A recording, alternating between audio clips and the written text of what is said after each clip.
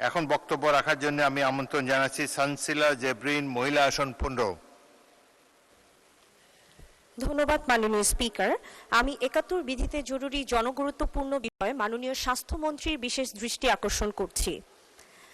আজ আমি সীমান্ত কন্যা শেরপুর জেলার প্রায় ১৭ লক্ষ মানুষের একমাত্র ভরসাস্থল শেরপুর সদর হাসপাতালের করুণ বাস্তবতার চিত্র তুলে ধরতে দাঁড়িয়েছি এই মহান জাতীয় সংসদে।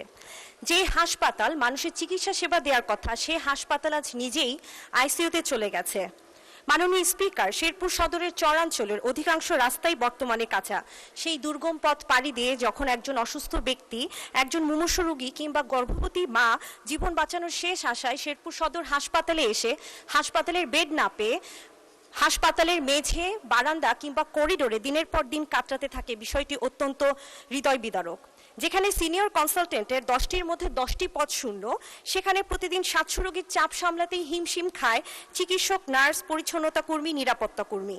এখানে অ্যাম্বুলেন্স রয়েছে কিন্তু চালক নেই, 9তলা ভবন রয়েছে কিন্তু রোগীদের জন্য পর্যাপ্ত লিফট নেই। করোনাকালীন সময় শেরপুর সদর হাসপাতালে প্রায় 11 কোটি টাকা ব্যয়ে একটি আইসিইউ সিসিইউ ইউনিট নির্মাণ করা হয়েছিল, কিন্তু প্রয়োজনীয় জনবলের অভাবে বর্তমান শেরপুর সদর হাসপাতালের এই ইউনিটগুলো অকেজো হয়ে পড়ে আছে। দীর্ঘদিন তালাবদ্ধ থাকায় ইউনিটটি এখন মাদক সেবীদের আড্ডাখানায় পরিণত হয়েছে। এমনকি গুরুত্বপূর্ণ চিকিৎসা যন্ত্রপাতিও চুরি হয়ে যাচ্ছে। দালাল, চোর, ছিনতাইকারী ও মাদক সেবীদের অভয়ারণ্যে পরিণত হয়েছে হাসপাতালের একটি অংশ। পাশেই ময়লার ডাস্টবিনের দুর্গন্ধ যেন সুস্থ মানুষকে অসুস্থ করে তুলছে।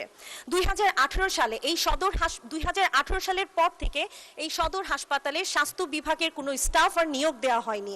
গত 8 বছরে 6 বারের মতো নিয়োগ পরীক্ষার তারিখ দেওয়া হলেও কোনো এক অদৃশ্য শক্তির কারণে পরীক্ষাটি বারবার পিছিয়ে যায়। মাননীয় স্পিকার, এই মহান জাতীয় সংসদে মাননীয় স্বাস্থ্যমন্ত্রীর দৃষ্টি আকর্ষণ করে বলতে চাই, অবহেলিত